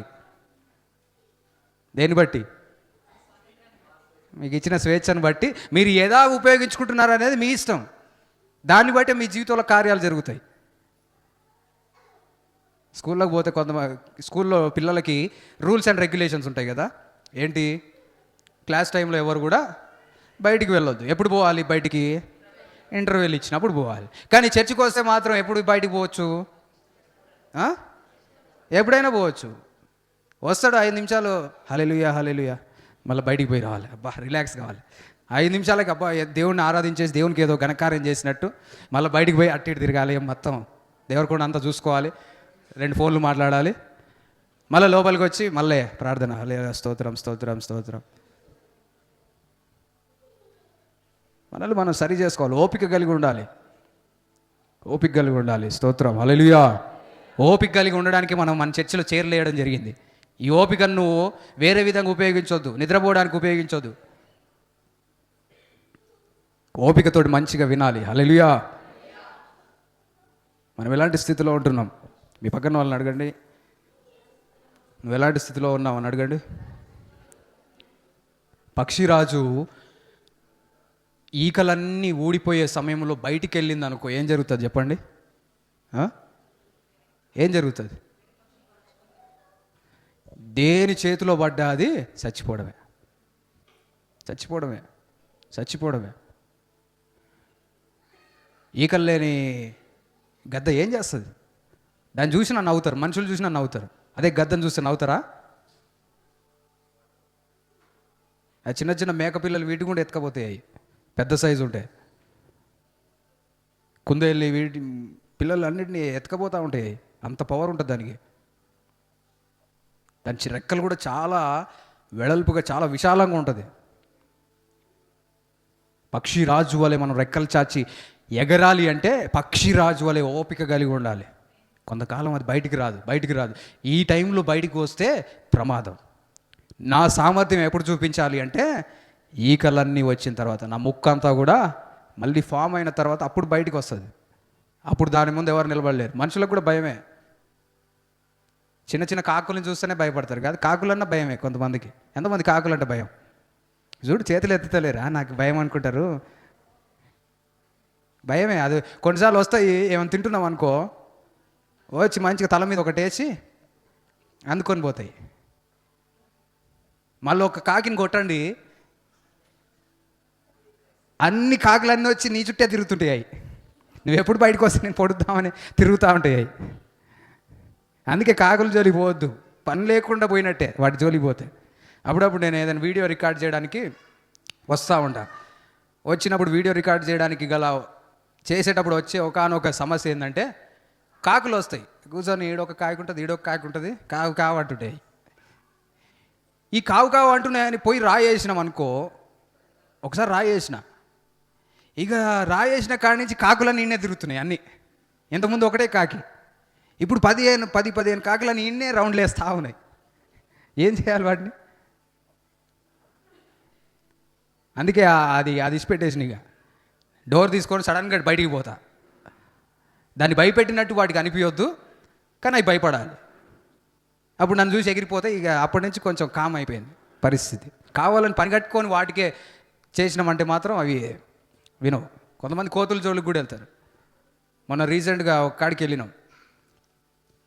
ఒక ఆయన బాగా ఫుల్గా దాగున్నాడు, 90 మరి 100 వేసిండో ఏం వేసిండో ఆయన. ఇక ఆ కోతి కూర్చొని ఉంది, ఇంత పెద్ద కోతి, దాన్ని కొడతాను అంటున్నాడు. దాని మీదకి పోతా ఉండు. దానికి అర్థం కావట్లేదు ఈయన ఏంది ఇంత డేరింగ్ వస్తుండేది అన్నది. కూర్చొని చూస్తూ ఉంది, ఇంకొంతసేపు టైం ఇద్దామని చూస్తూ ఉంది. అది ఒక్కసారి వచ్చి గీరిందంటే ఏంది, పోయి సూదులు వేయించుకోవాలి, ఆ దెబ్బ మానాలి, పత్యం చేయాలి, ఇవన్నీ లేవు ఆయనకి. తాగుళ్ళు ఆయనకి ఏం జరుగుతుందో తెలియదు. నా అంత హీరో లేడని కోతి మీద ఎగబడతా ఉన్నాడు. మేమేం చేస్తాం? ఆయన తాగిన మత్తులో ఉన్నాడు. మేమేమన్నా దగ్గరికి పోతే మమ్మల్ని అన్న అంటాడు. ఆ కోతి మళ్ళీ ఆయనకు సంబంధం ఉంది, మా మీద కూడా ఎగరబడుతుంది.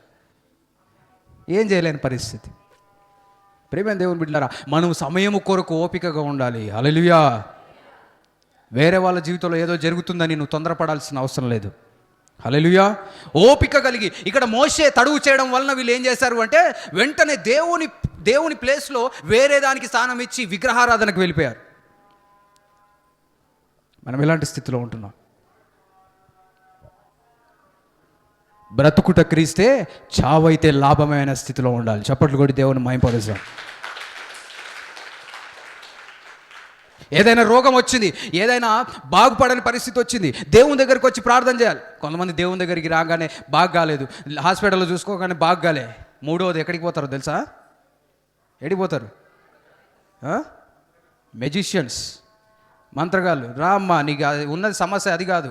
నీకు ఒక నల్ల తాడు తీసుకొని నీకు మెడకు కట్టాలి, చేతి కట్టాలి, కాలు కట్టాలి, నడుము కట్టాలి. ఇవన్నీ తాళ్ళు కట్టుకొని నువ్వు ఇంటికి పోవాలి. ఇంట్లో కూడా తాళ్ళు కట్టాలి. దర్వాజాకి ఏం కట్టాలి? ఎంత గుమ్మడికాయ కట్టాలి. గుమ్మడికాయలు 2 నిమ్మకాయలు, ఒక మిరపకాయ, ఒక కొబ్బరికాయ, ఉప్పు, కారం, పసుపు, ఇవన్నీ చల్లుకొని ఒక మూట కట్టి పైన పెట్టినావు అనుకో, అప్పుడు ఇక అసలు నీ ఇంటికి ఎవరు రాలేదు. వాటి మీద నీ ధైర్యం. నిమ్మకాయ రసం చేసుకోవాల్సింది దాన్ని కట్టి ఈ నిమ్మకాయలో ఏదో ఉందని నమ్మడు. ఎంత భయంకరమైన పరిస్థితి. ఇట్లాంటి స్థితిలోకి వెళ్ళకూడదు.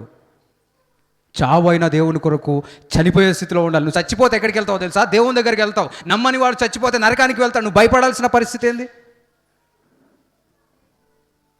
కొంతకాలం క్రితము ఒక దైవజనుడు ఒక ముస్లిం కుటుంబం నుండి బయటికి వచ్చి దేవుని కొరకు బలంగా వాడబడిన వ్యక్తి. ఆయన పేరు నాబిల్ ఖురేష్. ఆయన మెసేజెస్ ఒక టైంలో నేను బాగా వింటుండేవాడిని. ఎందుకంటే కొన్ని రిలీజియన్స్ గురించి వాస్తవాలు, సత్యములు తెలుసుకోవడానికి పరిశోధించడం దీవెనకరం. ఈయన గురించి నేను వింటున్నప్పుడు చాలా విషయాలు, ఆయన మెసేజెస్ వింటున్నప్పుడు చాలా విషయాలు తెలిసేవి. అయితే ఆయన ఒకానొక సమయంలో ఆయనకి క్యాన్సర్ వచ్చింది. దేవుని కొరకు బలంగా వాడబడుతున్నాడు కదా, క్యాన్సర్ ఎందుకు వచ్చింది మరి? క్యాన్సర్ వచ్చింది. ఆయన చివరి వరకు, చనిపోయే వరకు ఏం నమ్మాడు అంటే, నా దేవుడు నన్ను స్వస్థపరచగలిగిన సమర్థుడు. ఒకవేళ స్వస్థపరచకున్నా కానీ, బాగుపడకున్నా కానీ నేను ఎక్కడికి వెళ్తాను? దేవుని దగ్గరికి వెళ్తా. దేవునికి నా పట్ల ఉద్దేశములుంటే నన్ను నిలబెడతాడు. ఒకవేళ నా టైం అయిపోయింది అంటే ఆయన సన్నిధిలో నేను ఉంటా. అది నీకు ఉండాల్సిన ధైర్యం. ఏదో జరుగుతున్నా దాన్ని అటు ఇటు పరిగెత్తితే ప్రయోజనం ఉండదు. దేవుని కొరకు నువ్వు స్థిరంగా నిలబడాలి. ఎలాంటి పరిస్థితినైనా తట్టుకునే స్థితిలో ఉండాలి. నీకు ఆ 3వ ఆలోచన రాకూడదు అసలు. సజీవుడైన దేవుడిని నమ్ముకున్న నేను వాడికి వీడికి వెళ్ళి సాగిలపడ్డం ఏంది అనే రోషం కలిగి నువ్వు జీవించాలి. హల్లెలూయా, గట్టిగా చెప్తాం హల్లెలూయా. షడ్రక్, మెషక్, అబేద్నెగోని ఈ ప్రతిమకు, ఈ రాజు యొక్క విగ్రహానికి నువ్వు నమస్కరిస్తావా లేదంటే అగ్నిగుండంలో పడిపోతావా అంటే వాళ్ళు ఏం చెప్పారో తెలుసా? మేము అగ్నిగుండములో పడి చనిపోవడానికైనా సిద్ధం, కానీ మీరు నిలబెట్టిన ప్రతిమకు మేము నమస్కారం చేయం. రాజుకే చెప్పారు. మా దేవుడు మమ్మల్ని రక్షించగలిగిన సమర్థుడు. ఒకవేళ రక్షించకున్నా కానీ దేవునికే మహిమ. స్తోత్రం, హల్లెలూయా. అది నీ తీర్మానమై ఉండాలి. ఏదైనా సమస్య నుండి నిన్ను దేవుడు బయటపడిస్తేనే దేవుడు దేవునిగా మారిపోడు. ఆయన దేవుడై ఉన్నాడు కాబట్టి ఆయనను వెంబడించే స్థితిలో ఉండాలి. హల్లెలూయా. కొన్ని ఎందుకు జరగట్లేవు అంటే ఎవరి దగ్గర సమాధానం ఉండదు. కొన్ని ఎందుకు దేవుడు అనుమతిస్తున్నాడు, కొన్ని ఎందుకు దేవుడు అనుమతించట్లేడు, కొన్ని అద్భుతములు దేవుడు ఎందుకు చేయట్లేడు అంటే దేవుని యొక్క జ్ఞానమును మనం పూర్తిగా అర్థం చేసుకునే అంత కెపాసిటీ మనకు లేదు. హల్లెలూయా. మనం ఎలాంటి స్థితిలో ఉంటున్నాం? దేవుని కొరకు మనము నమ్మకముగా దేవుని వైపుకు చూస్తూ జీవించుదుముగాక. దేవుని చిత్తం మన జీవితంలో జరగాలి. దేవుని ఉద్దేశములు మన జీవితంలో జరగాలి. అలాంటి స్థితి మన జీవితంలో ఉందా? ఇంపేషన్స్, ఓపిక లేని పరిస్థితి. ఇజ్రాయేలీలను దేవుడు అరణ్యములో ఎన్ని సంవత్సరాలు నడిపించాడంటే 40 సంవత్సరాలు నడిపించాడు. ఎందుకో తెలుసా? వీళ్ళ పరిస్థితి బాగలేదు, వీళ్ళ ఆలోచన బాగలేదు. సనుగుళ్ళు, గూనుగుళ్ళు, ఇంకేముంటాయి, దేవుని విరుద్ధంగా చేసే పనులు, ఇవే ఆలోచనలు. కృతజ్ఞత లేని పరిస్థితి. దేవుడు ఎన్ని చేసినా కానీ మళ్ళీ ఏం చేయలేదనే పరిస్థితి. మనం ఎలాంటి స్థితిలో ఉన్నాం? మనల్ని మనం పరీక్షించుకుందాం. దేవుని చిత్తం మనం గ్రహించాలి. గ్రహించాలి అంటే ఆటోమేటిక్గా తెలిసిపోదు నీకు. అర్థం చేసుకోవడానికి నువ్వు ప్రయత్నం చేయాలి. హల్లెలూయా. దేవుని చిత్తం మనం యేసునామములో గ్రహించుదుము గాక. దేవుని చిత్తం మనం గ్రహించాలి. లేకుంటే దేవుని చిత్తము కానివి మనం చేస్తూ జీవిస్తాం. దేవుని చిత్తము జరగకుండా మనం ఈ లోకంలో జీవిస్తూ ఉంటాం. మనం ఎలాంటి స్థితిలో ఉన్నాం? దేవుని చిత్తం జరగాలి. యేసు ప్రభు ఈ లోకంలో ఉన్నప్పుడు ఒక కార్యము నేను చేస్తానన్నాడు. అదేంటంటే I will build my church. ఏమన్నాడు? సంఘము నేను కడతానన్నాడు. ఆ దేవుని యొక్క ఉద్దేశం. దేవుని యొక్క ఉద్దేశం ఏంటంటే సంఘము కట్టబడాలి. కానీ మన ఉద్దేశాలు ఏంటో తెలుసా? మన కుటుంబం కట్టబడాలి, మన పిల్లలు కట్టబడాలి, నేను కట్టబడాలి, ఇంకా నా రక్త సంబంధాలు కట్టబడాలి, నా ఉద్యోగం కట్టబడాలి. ఇదే దేవుని బిడలంగా సంఘం కట్టబడాలనే స్థితిలో ఉంటున్నావా? మనం ఎలాంటి స్థితిలో ఉన్నాం? నువ్వు దేవుని సంఘం కట్టే స్థితిలో ఉన్నావా అని అడగండి మీ పక్కన వాళ్ళని. ఉన్నారంటనా? కొంతమంది భలే నవ్వుతురు. వాళ్ళని నవ్వు చూసి నాకు కూడా సంతోషంగా నవ్వాలనిపిస్తుంది. కానీ నిజంగా ఉన్నారా మరి?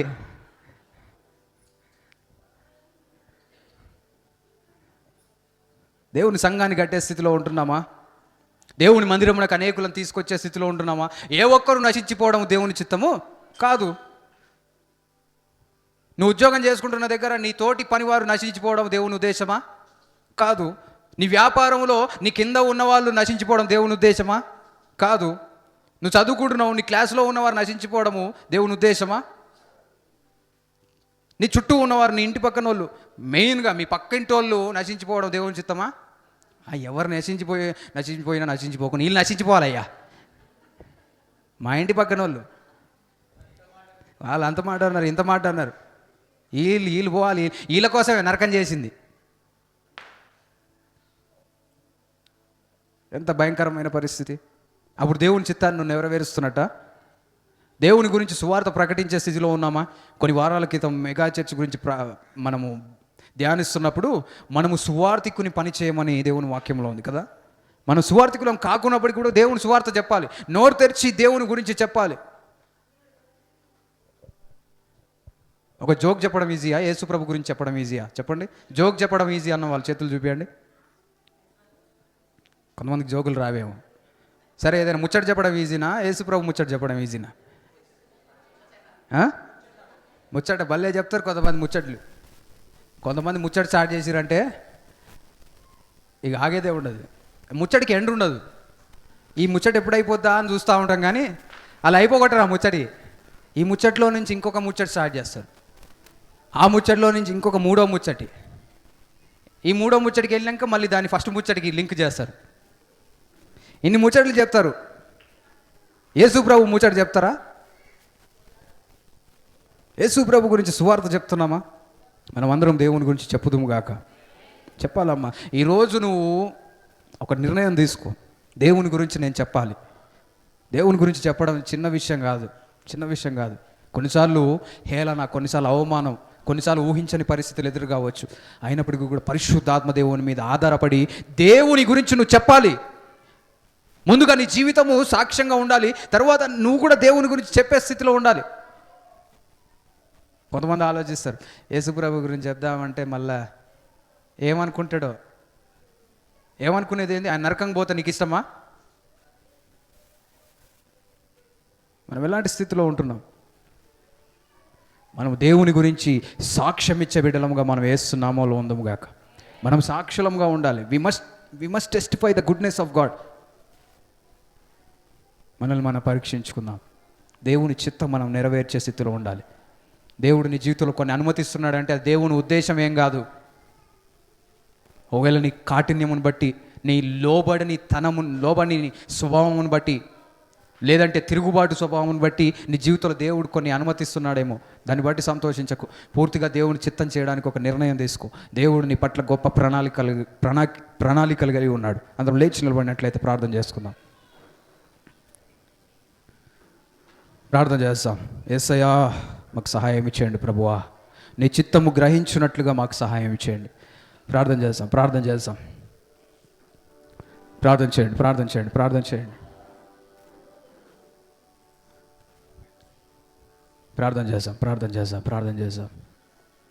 ప్రార్థన చేయండి. దేవునితో మాట్లాడండి. యేసయ్యా, మాకు సహాయం చేయండి ప్రభువా. దేవుని చిత్తాన్ని నువ్వు గ్రహించే స్థితిలో ఉంటున్నావా? ప్రేమైన దేవుని బిడ్డలారా, దేవుని చిత్తాన్ని నువ్వు గ్రహించాలి, అర్థం చేసుకోవడానికి ప్రయత్నం చేయాలి. సులువుగా నీకు దేవుని చిత్తం అర్థం కాదు. దేవుని స్వరం వినలేని స్థితిలో ఉంటే దేవుని చిత్తం నువ్వు ఎలా నెరవేరుస్తావు? దేవుని ఉద్దేశాలు నీకు తెలియకుంటే దేవుని మార్గంలో ఎట్లా నడుస్తావు? దేవుణ్ణి వెంబడించి దేవుని చిత్తమును గ్రహించే స్థితిలో ఉన్నావా? ఈ మధ్యాహ్న కాల సమయంలో అందరూ చేతులు ఎత్తి అడుగుదాం, యేసయ్యా నీ చిత్తము నేను గ్రహించాలి ప్రభువా, నీ చిత్తము నేను తెలుసుకోవాలి ప్రభువా, నాకు సహాయం చేయండి. అందరూ చేతులు ఎత్తి దేవుడిని అడగండి. దేవుడు నీకు జ్ఞానమును అధికం చేస్తాడు, దేవుడు నీకు సహాయం చేస్తాడు, దేవుడు నీ జీవితాన్ని బలపరుస్తాడు. నేను నమ్మిన దేవుడు, మాట్లాడే దేవుడు, దేవుడు ఆయన చిత్తమును నెరవేర్చడానికి ఇష్టపడే దేవుడు. అయితే నీ లోబడితనం ద్వారా, నీ యొక్క మాట వినని స్వభావం ద్వారా దేవుని సంపూర్ణమైన చిత్తము నీ జీవితంలో జరగకుండా నువ్వే అడ్డుపడతా ఉన్నావేమో. నిన్ను నువ్వు పరీక్షించుకో. నిన్ను దేవుడు సృజించి నిర్మించి ఈ లోకమునకు పంపించినప్పుడు దేవునికి ఒక ప్రణాళిక ఉంది, దేవునికి ఒక ఉద్దేశం ఉంది, దేవునికి ఒక చిత్తం ఉంది. అది నీ జీవితంలో నెరవేర్చబడాలి. యేసయ్యా నీ చిత్తం నా జీవితంలో నెరవేర్చడానికి ప్రార్థించండి. ప్రియమైన దేవుని బిడ్డలారా, నాకు గల ఏకైక ఆశ నా జీవితంలో దేవుని చిత్తం నెరవేర్చబడాలి. దేవుడు ఏదైతే కోరుకుంటున్నాడో అది నేను చేయడానికి నేను ఇష్టపడతా ఉన్నా. అది తెలుసుకోవాలంటే దేవునితో సహవాసం కలిగి ఉండాలి, దేవుని స్వరం వినే స్థితిలోనూ ఉండాలి. నిన్ను నువ్వు పరీక్షించుకో. ఈ మధ్యాహ్న కాల సమయంలో దేవుడు మనతో మాట్లాడుతూ ఉన్నాడు. నేను పరీక్షించుకో. యేసయ్యా నాకు సహాయం చేయండి ప్రభువా, యేసయ్యా నాకు సహాయం చేయండి. పరిశుద్ధాత్మ దేవుడు మనందరికీ సహాయం చేస్తూ ఉన్నాడు. దేవుడిని నిలబెడతా ఉన్నాడు. దేవుని చిత్తం యేసు నామములో నువ్వు గ్రహించుదువుగాక, దేవుని చిత్తము అర్థం చేసుకుందువుగాక, దేవుని చిత్తమునకు లోబడుదువుగాక. నీ సొంత చిత్తము, నీ లోకంలో ఉన్న వారి చిత్తము నిన్ను ఎక్కడికి తీసుకుపోతుంది? నువ్వు దేని కొరకైతే సృజించబడ్డావో అది నెరవేర్చబడితే నీ జీవితం ఒక అర్థం, నీ జీవితం ఒక ఆశీర్వాదం. ప్రార్థన చేయండి, యేసయ్యా నీ చిత్తము నా జీవితంలో జరిగేటట్లుగా సహాయం చేయండి ప్రభు. నీ స్వరమును నేను కోల్పోకుండా నీ స్వరమును వినుటకు నాకు సహాయం చేయండి. కొన్ని దేవుడు అనుమతిస్తున్నాడమ్మా, ఎందుకంటే మన దేవుడు స్వేచ్ఛనిచ్చిన దేవుడు. నువ్వు స్వేచ్ఛగా కొన్ని నిర్ణయాలు తీసుకునే అవకాశం ఉంది. స్వేచ్ఛను నువ్వు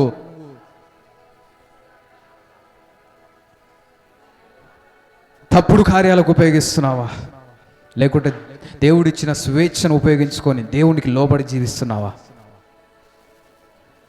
దేవుడు నీకు స్వేచ్ఛ ఇచ్చాడు, చాలా జాగ్రత్తగా ఉండాలి. నీకు స్వేచ్ఛ ఇవ్వకుంటే నిన్ను సృజించి కూడా ప్రయోజనం ఉండదు. కేవలం నువ్వు మంచే చేయగలిగే సామర్థ్యం నీకుంటే దేవుడు నీకు స్వేచ్ఛ ఇచ్చినట్టు కాదు. నిన్ను ఒక యంత్రంలాగా, ఒక మిషన్ లాగా దేవుడు సృజించి ఉంటే నీకు ఆలోచించే శక్తి లేకపోయేది. కానీ దేవుని స్వరూపంలో, దేవుని పోలికలో దేవుడు నిన్ను నిర్మించాడు. ఆయనలాగా నువ్వు కూడా ఆలోచించగలుగుతావు, నిర్ణయాలు తీసుకోగలుగుతావు, మంచి ఏది చెడ్డ ఏది అనేది తెలుసుకొని నువ్వు దేన్నైనా కానీ ఎన్నుకోగలుగుతావు. నీ జీవితం ద్వారా దేవునికి మహిమ తీసుకురాగలుగుతావు. లేకుంటే ఈ లోకంలో పడిపోయి దేవునికి దూరం అయిపోయి కూడా జీవించగలుగుతావు. దేవుణ్ణి ప్రార్థించగలుగుతావు, దేవుణ్ణి విడిచిపెట్టి జీవించగలుగుతావు. నిర్ణయం నీదే. యేసు ప్రభు ఈ లోకమునకు వచ్చి ఆయన రక్తమును కార్చి మరణించి తిరిగి లేచాడు. ఎందుకంటే తండ్రి చిత్తము నెరవేర్చడానికి. గెత్సెమనే తోటలో ఆయన చెమట రక్తముగా మార్చబడుతున్న సమయంలో కూడా యేసు ప్రభు చేస్తున్న ప్రార్థన ఏంటంటే, అయ్యా నా చిత్తము కాదయ్యా, నీ చిత్తము నెరవేర్చు ప్రభువా, నీ చిత్తము నెరవేర్చు తండ్రి అని ప్రార్థన చేస్తా ఉన్నాడు. నువ్వు కష్టాన్ని ఓర్చుకునే స్థితిలో ఉన్నావా? కష్టంగా అనిపించేసరికి దేవుని చిత్తాన్ని విడిచిపెట్టి నీ సొంత చిత్తాలు నెరవేర్చుకొని కష్టం తొలగిపోయినాక యేసయ్య దగ్గరకు వచ్చి నీ కొరకు జీవిస్తాననే వేషధారమైన జీవితం జీవిస్తున్నావా? నువ్వు ఒక తీర్మానం చేసుకో. యేసయ్య నీ చిత్తము నేను వెతుకున్నట్లుగా నాకు సహాయం చేయండి, నీ చిత్తమునకు నేను లోబడినట్లుగా నాకు సహాయం చేయండి. యేసయ్యా నీకే వందనాలు, యేసయ్యా నీకే వందనాలు. నీ బిడ్డల్ని బలపరచండి ప్రభువా, నీ బిడ్డల్ని బలపరచండి అయ్యా. నీ చిత్తము తెలుసుకునేలాగున మా అందరికీ సహాయం చేయండి ప్రభువా. నీ చిత్తం మా జీవితంలో నెరవేర్చబడాలి. ఈ సమయంలో మనం అందరం ఒక చెయ్యి తల మీద ఉంచుకొని ఒక చెయ్యి పైకెత్తి ప్రార్థన చేయండి. యేసయ్యా, యేసయ్యా నీ చిత్తము నా జీవితంలో నెరవేర్చండి ప్రభువా. నా జీవితంలో నీకు అయిష్టమైన కార్యములు యేసు నామములో తొలగిపోవునుగాక. నా జీవితంలో తండ్రి నీ చిత్తము జరగకుండా అడ్డుపడుతున్న ప్రతి ఒక్క పరిస్థితి నజరేయుడైన యేసు నామములో దూరమైపోవునుగాక. యేసు నామములో నీ చిత్తము నా జీవితంలో నెరవేర్చబడును గాక. నీకు సాక్షిగా నేను జీవించదును గాక, నీకు మహిమకరంగా నేను జీవించదును గాక.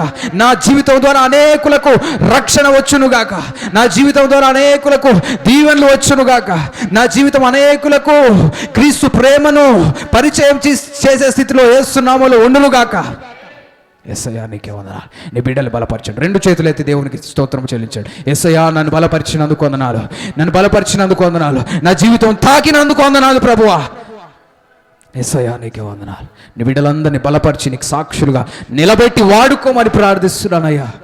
మా మందిరం అనేకులకు దీవెనకరంగా నీ కొరకు రోషము కలిగిన మందిరంగా నిలబెట్టండి ప్రభువా. ఎలాంటి పరిస్థితినైనా అధిగమించి ఓపికతో సహనముతో నీ వైపుకు చూసే సంఘముగా మా మందిరం నిలబెట్టండి ప్రభువా. నీకే వందనాలు. నీ సన్నిధి మా అందరికీ తోడుగా ఉంచి నడిపించమని నజరేయుడైన యేసు నామములో ప్రార్థిస్తున్నాం మా పరమ తండ్రి. ఆమేన్, ఆమేన్.